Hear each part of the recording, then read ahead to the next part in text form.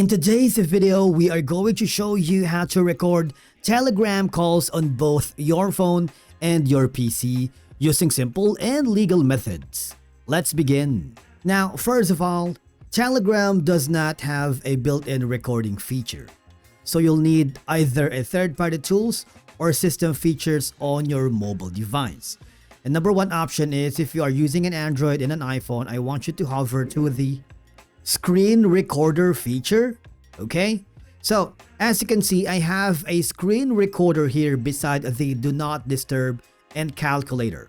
All I have to do is very simple. Click that screen recorder, and what will happen is once you initiated a call, okay, it will be automatically recorded. Now, if you are using the Telegram on PC and you wanted to record the calls, all I have to do is, for example, this one, you want to make sure you use a third-party apps like maybe OBS. All right, it's a free software that you can download on the internet, or you can also use the Loom, which is very simple to get.